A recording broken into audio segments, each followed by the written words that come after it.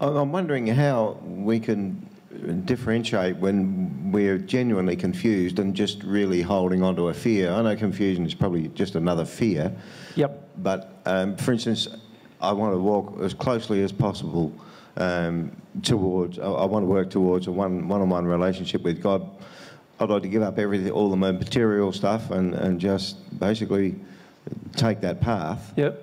But I'm concerned about the security of my children, who are grown up really now. Yep. But they just might need financial support from me. Yep. So how do we know whether we're just confused about what is the right thing to do, or whether we're just really frightened? Well, I think your statement is good, that confusion is always a sign that there's a fear associated. Does that make sense?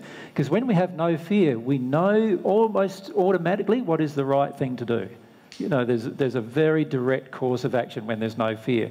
Confusion is fed by fear. Confusion and doubt are indications of fear still existing that cause us to not see the complete picture. In the case you mentioned, the case of looking after children, particularly when children are grown up, I had to go through a lot of emotions with my two boys where I had to give up this idea that I was responsible for their life. And like Tristan now is 28, Caleb's 26, and when they were 18, 19, I was still in this mode of thinking that somehow I was going to have to provide for them what they needed in their life. And then after a while I realised that I had a fear, and it was based around some feelings of guilt that I had to work my way through. So I worked my way through some guilt. Then I realised I had a fear of what might happen to myself if nobody came to my support. And once I worked through that, I realised that I didn't need any personal support from anybody ever, and that I'd be fine. And once I worked through a couple of other emotions similar to that, I started realising that I did not have to support both of my sons ever again. I could give them a gift if I wanted to, but I did not ever have to support them. Now, both Tristan and Caleb initially felt a fair bit of resistance to that, right, naturally, because they were getting things before then. You know, like I'd bought them cars, and I'd bought them, and I'd paid for their house, and I'd done a number of things for them. And now they weren't getting those things from me, and they had to contemplate their own fear of creating those things for themselves. So now they had to work out what they treasured. They had to work out what, you know, they had to start working out whether they were capable in their life of creating those particular things. And what they did in a very short period of time for probably Caleb, and for a bit longer time for Tristan, was they eventually worked through the issue and decided that they could control their entire life by themselves. They didn't need me or anyone else at all. And that freed them completely, like from a lot of fear-based actions.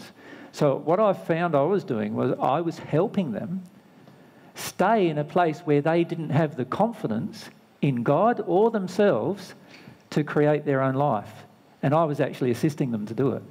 And then I realised in that process that my assistance of them doing it was based on my fears about God not supporting my life. And I had to work my way through that. And once I worked my way through that, I now felt completely open to the guys looking after their own lives. So much so that when I first met Mary, one of Mary's primary